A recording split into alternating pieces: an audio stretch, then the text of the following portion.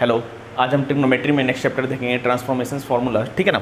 Transformation फार्मूले के लिए आपको सबसे पहले जो स्टार्टिंग में जो ट्रिग्नोमेट्री हमने स्टार्ट किया था, डेट इज ट्रिग्नोमेट्री फंक्शन, उसमें मैंने आपको बेसिक फार्मूला बताया था, जैसे कि sign A plus B sine A minus B cos A plus B cos A minus B. ये सारा फार्मूला क्या है आपको याद होना चाहिए। जैसे कि साइन ए प्लस बी क्या होता है हमारा sine A into cos B plus cos into sine B. Sine A minus B क्या होता है sine into cos B minus cos into sine B. Cos A plus B क्या होता है cos into cos B minus sine into sine B. और cos A minus B क्या हो जाएगा cos into cos B plus sine A into sine B. फिर हमने निकाला था कि अगर हम साइन ए प्लस बी और plus sine A minus B को जब हम एक्सपेंड करते हैं तो हमारा क्या आता है, ये साइन ए प्लस बी का फॉर्मूला तोड़ेंगे तो sine A into cos B plus cos into sine B, sine A into cos B minus cos into sine B, यानी कि कॉस इंटू साइन बी क्या हो जाएगा हमारा कैंसिल हो जाएगा। और इससे हमने फॉर्मूला निकाला था 2 sine A into cos B, ठीक है ना। इसी तरह से sine A plus B minus sine A minus B का अपने को निकालना है cos A plus B plus minus cos A minus B. इससे भी हमने कुछ फार्मूला एक्सपेंड किया था, ठीक है ना। तो ये हम स्टार्टिंग में ट्रिग्नोमेट्री फंक्शन में देख चुके हैं, जिस पर अपने को यहाँ पर क्वेश्चन करना है, ठीक है ना। तो चलिए इस पर देखते हैं कुछ बेसिक फार्मूला। चलिए तो यहाँ हम देखते हैं सीधा सीधा कि ये जो फार्मूला था ये आपको क्या होना चाहिए, याद होना चाहिए। मैंने इसलिए मेजर कर दिया यहाँ पे कि जैसे कि आपको क्वेश्चन आएगा, क्वेश्चन के अकॉर्डिंगली आपको फार्मूला यूज़ करना है यहाँ पे। और जैसे 2 sine A into cos B, तो 2 sine A into cos B क्या हो जाएगा sign A plus B plus sine A minus B. 2 cos A into sine B sine A plus B minus sine A minus B. ये सारा जो 4 formula है उसी पर ये सारा का सारा पूरा ये चैप्टर टिका हुआ है। तो ये फार्मूला आपको क्या होना चाहिए, बहुत अच्छे तरीके से याद होना चाहिए। ये कैसे आएगा नहीं आएगा स्टार्टिंग में ट्रांसफॉर्मेशन फार्मूले में आपको बताया जा चुका है, ठीक है ना। चलिए मैं इस पर कुछ क्वेश्चन लेकर आपको बताता हूँ कि इसको किस टाइप के क्वेश्चन आएंगे और उसको कैसे सॉल्व करना है, ठीक है। चलिए तो यहाँ पहला क्वेश्चन दे रहा है अपने को कि 2 sign 5x into cos x, इसको अपने को सॉल्व करना है, ठीक है ना। तो देखिए ये जो 5x है ये क्या है हमारा a है, और ये x जो है ये हमारा क्या है हमारा b है, सीधा सीधा, ठीक है ना। तो 2 sine a into cos B, यानी कि 2 sine a into cos B, कौन सा फॉर्मूला लगेगा sine a plus B plus sine a minus B. इस पर आप सीधा सीधा इसको बिठा दीजिए। साइन a प्लस बी यानी कि 5x plus X plus sine a minus B यानी कि 5x माइनस एक्स। बहुत ही सिंपल है, ये ऑब्जेक्टिव में आ सकता है एग्जाम में। तो ये क्या हो जाएगा साइन 6x और प्लस साइन 4x, ये हमारा क्या हो जाएगा आंसर हो जाएगा सीधा सीधा। फिर देखिए एज इट इज़ इसी पैटर्न पर ये क्वेश्चन दे रहा है। अब देखिए इसको आप फॉर्मूले से मेजर कीजिए। तो कॉस ए है, सपोज डेट ये हमारा a है और ये हमारा b है। तो कॉस ए है कॉस b है, कॉस ए है कॉस b है, मगर 2 नहीं है, ठीक है ना।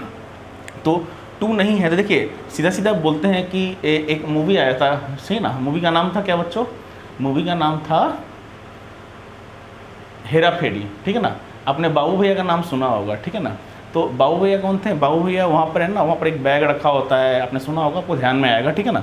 वहाँ एक बैग रखा होता है और बैग में क्या होता है कि अक्षय कुमार बोलता है कि मुझे पता है कि इसमें पैसे नहीं हैं, आपको पता है कि इसमें पैसे नहीं है, पर उस तोतले को थोड़ी पता है कि इसमें पैसे नहीं है।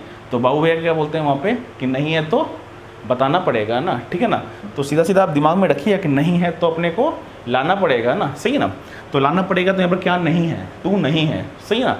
तो अकॉर्डिंग टू बाबू भैया रूल 2 नहीं है तो क्या करना पड़ेगा अपने को 2 लाना पड़ेगा, सही ना। तो हम क्या करेंगे सीधा सीधा 2 से डिवाइड और मल्टीप्लाई कर देंगे। अब सीधा सीधा देख लीजिए क्या हो गया हमारा 2 cos A into cos B का फॉर्मूला हमारा आ गया। अब इस पर आप तोड़ दीजिए तो 1/2 क्या हो जाएगा कॉस ए प्लस बी, यानी कि कॉस ए प्लस बी यानी कि 5π/12 प्लस π/12 और plus cos A minus B, cos A minus B यानी कि 5π/12 माइनस π/12।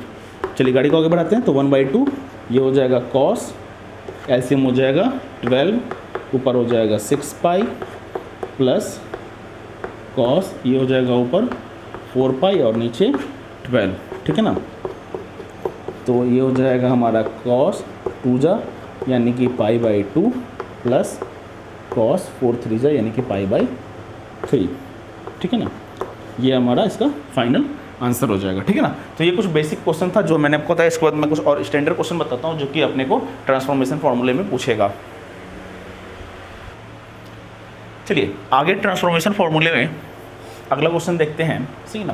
देखो ये क्वेश्चन है ना, जनरली अगर आप क्लास 11th में हो ना और आप बोर्ड एग्जाम देने जाओगे, आपके जो भी स्कूल में एग्जाम होगा, तो ऑलमोस्ट आप मान लेना ये 90% उस पेपर में ये क्वेश्चन होगा ही, ठीक है ना। ये मतलब बोल दो ये 11th का जो ट्रिग्नोमेट्री में ना ये आउट क्वेश्चन है, 90% चांस होता है कि ये क्वेश्चन आएगा ही आएगा, ठीक है ना।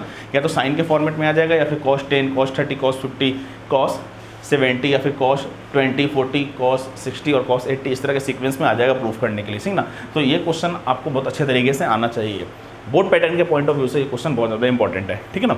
चलिए तो फिर वही स्टार्ट करते हैं कि sin 30 का वैल्यू अपने को आता है, sin 30 का वैल्यू कितना होता है बॉस, तो 1/2 होता है, बाकी सारे को अंदर छाप दो सीधा, तो ये कितना हो जाएगा sin 10, sin 50 और sin 70, ठीक है ना। 70 को है ना, 70 को घर से बाहर रख दो सीधा सीधा, क्यों रख दिया, क्योंकि अपने को है ना यहाँ पर 2 sin A into sin B का फॉर्मूला बैठाना है सीधा सीधा, ठीक है ना।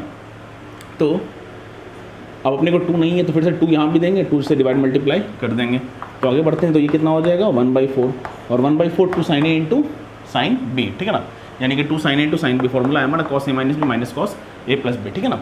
अब एक चीज़ देखो कि ये इसमें क्या करो ना कि बड़ा वाला जो डिजिट होता है ना उसको A मान के चलो, क्योंकि बनाने के दरमियान क्या होगा ना, बनाने के दरमियान नेगेटिव में आएगा तो थोड़ा सा अपने को दिक्कत होगा, तो हम क्या करते हैं ना sin 50 को आगे कर लेते हैं और 10 को बाद में लिख देते हैं यहाँ पे।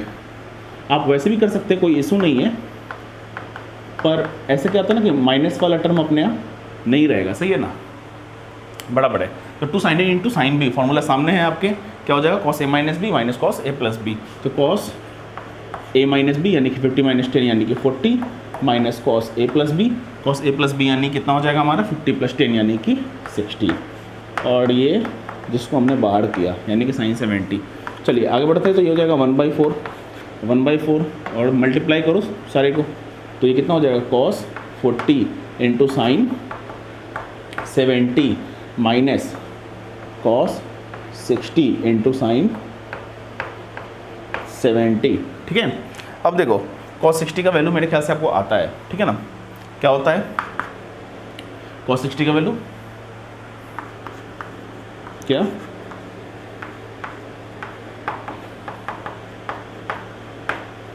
cos 60 होता है हमारा 1/2, ठीक है ना, और ये sin 70 बराबर है। अब देखो फिर से 2 cos A into sin B, 2 cos A into sin B formula अपने को फिर से मालूम, मैंने पहले ही बोला कि आप बड़े डिजिट वाले को आगे लिखेंगे, तो इसको हम थोड़ा सा रीअरेंज कर देते, तो ये कितना हो जाएगा 1/4 sin 70 cos 40 माइनस 1/2 sin 70, ठीक है ना।